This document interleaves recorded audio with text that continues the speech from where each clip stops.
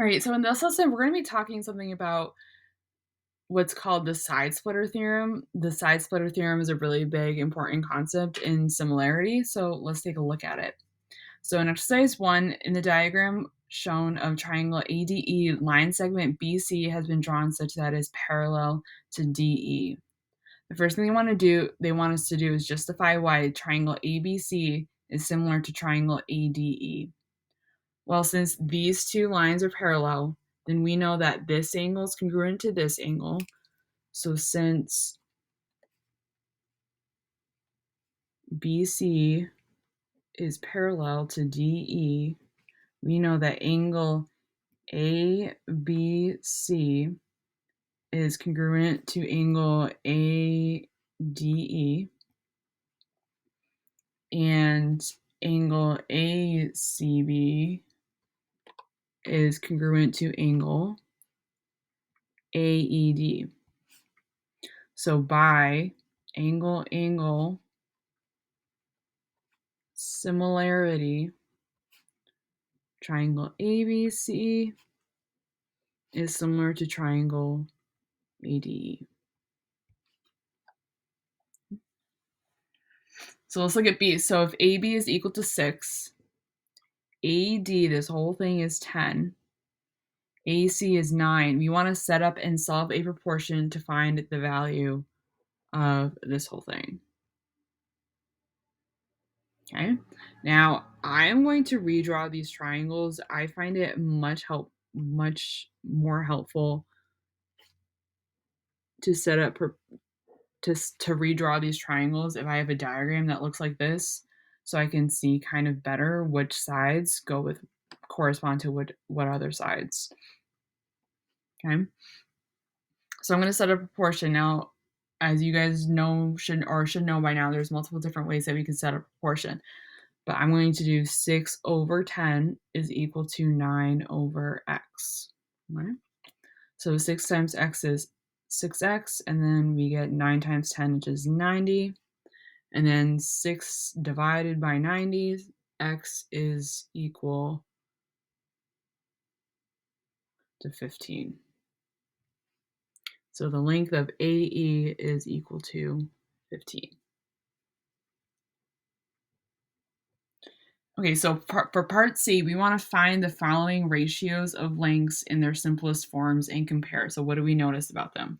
So let's first find the ratio of AB to BD. So AB is 6. Now BD is 10 minus 6. So BD has a length of 4. So AB to BD is going to be 6 over 4. And then AC over AE. So over AC over CE. Now AC is 9 and CE is 15 minus 9. So CE is equal to 6. Okay. Now this tells us not much. So let's simplify the fractions. So this is 3 over 2 and this is 3 over 2. So what do we notice? We notice that the ratio of AB over BD is equal to AC over CE. Okay. This side over this side is equal to this side over this side. Okay. Now this leads us into the side splitter theorem. So the side splitter theorem tells us that a line drawn parallel to any side of a triangle that intersects the two other sides will divide them proportionally. So AB over BD is equal to AC over CE, like we just came up here, like we just did up here. Okay. Now I want to point out a really, really, really big and important point with the side splitters theorem. This only relates to the segment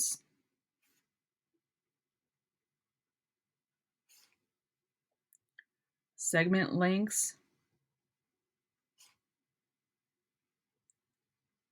that are created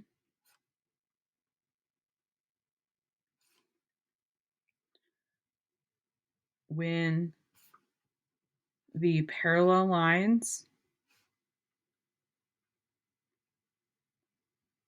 intersect. So does not relate to the lengths of the parallel lines. So you can only use the side splitter theorem when you are given or trying to find these four pieces. So if you were given like BC over BDE and then AB over BD or something like that, you cannot use the side splitter theorem. You can only use the side splitter theorem when these four pieces are involved. Okay. All right. So we're not going to do exercise 2, but we are going to do some examples. So let's turn to the next page. Okay. Now, this theorem, the whole kind of, I won't say the whole point of it, but us having this side splitter theorem idea, when we have diagrams with triangles with a side that is parallel, it makes solving proportions actually pretty easy, and it's going to kind of help us to do it in a much more efficient way than if we were to normally solve like a regular proportion in general. Okay, so let's take a look at exercise 3. So in the following diagram, RU is parallel to SV and to TW. Okay, so if RS is 15, BW is 6, TZ is 25, and WZ is 15, then we want to find the lengths of the segments ST and UV. Now, you're maybe asking yourself, well, there's 3 parallel lines instead of 2. Can we use side splitter or whatever? Yes, you can use side splitter with as many parallel lines as you want, as long as they are parallel. Okay? So let's solve for x first. Okay? Now, remember, this side is proportional to this side is proportional to this side, and this side is proportional to this side. Okay.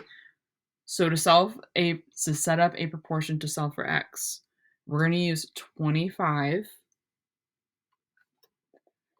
We're going to use 15, and then since we're solving for x, we're going to use this number 6. Okay.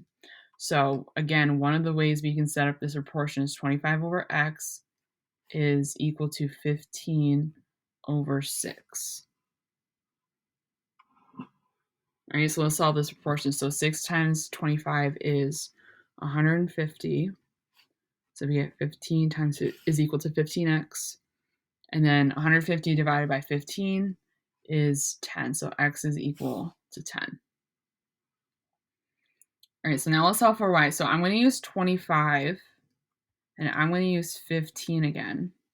But since we're solving for y, we're going to use 15 this time. So we're going to do 25. I'm going to put 15 below 25 because that's on the 15 is on the same side as 25 is. And then I'm going to do 15 over y. So again, we're going to cross multiply and we're going to solve for the value of y. So we get 25 is equal to y, and 15 times 15 is 225. So y is equal to 9.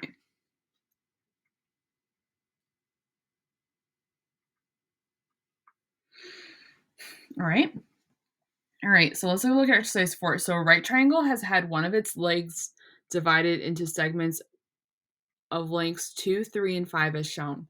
Lines parallel to the other leg are then drawn to the hypotenuse D. So all of these 3 sides are parallel. So if AD is equal to 30, so this whole thing is 30, then we want to find the lengths of AB, BC, and CD. Okay, now this is going to be a little different than this one. However, still the same idea. Okay. Now let's start with x. So x is proportional to this side. Now, here's the thing though. We were given this whole side. So the other number that we're going to have to use in our proportions is the length of this whole side, which is 2 plus 3 plus 5. So this whole length is 10. Okay, so we're going to use 30 and 10. And to solve for x, we're going to use 2 and x. Okay. Now, one of these ways I can set up this proportion is 30 over x is equal to, now 10 needs to go on top, and then 2 goes on the bottom. Okay, so now let's solve for x. So 2 times 30 is 60. What's 10x? So x is equal to 6. All right, so same thing with y. We're going to set up a proportion. We're going to solve for y. So I'm going to use 10 and 30 again.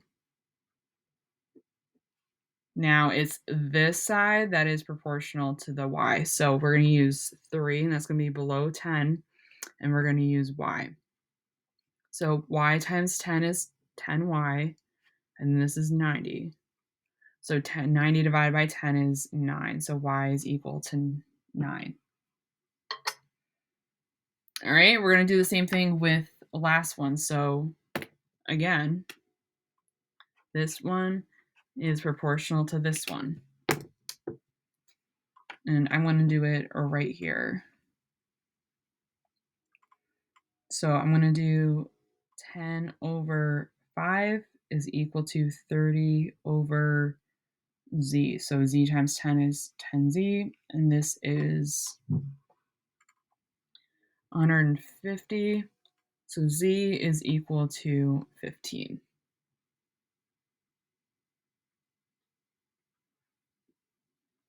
Okay. All right, so we're not going to, yeah. All right, so let's look at exercise 5. So in the following diagram, it is known that AB is equal to 10, BC is equal to 8, AD is equal to 15, and DE is equal to 12. Okay. So we know that if two lines are parallel, then their sides are proportional, but the opposite is also true. So this is kind of like what this is what this exercise is kind of telling us, that the opposite of the side splitter theorem is also true. So these sides are proportional, then these two are parallel. Okay. So for part A, we want to verify that AB over BC is equal to AD over DE. All right, so AB is 10, BC is 8, AD is 15, and DE is equal to 12. So does 12 times 10 equal 8 times 15? So 8 times 10 is 120, and then 15 times 8 is also equal to 120. Okay, so is AC, now they are asking, is AC over AB equal to AE over AD? So AC is 18, AB is 10, AE is 27, and this is 15. So 270 is equal to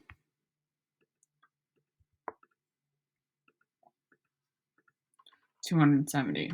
Okay, so they both work. Now, this is kind of the more important one that I want to talk about. Since this is true, then these two lines are parallel. Okay, so since we're going to kind of skip D, but let's look at D though. How does knowing these two are similar show that the lines are parallel? Well, I mean, there's many different ways, but essentially since AB over BC is equal to AD over DE, then BD is parallel to CE. You guys are potentially going to get quite a few multiple choice questions, and I don't know, possibly short answer questions where they're like, how do I prove, or what set of numbers proves that BD is parallel to CE? And given the situation, that is kind of like a side splitter question. this must be true in order for those to be parallel, and if this is parallel, then this is true, okay?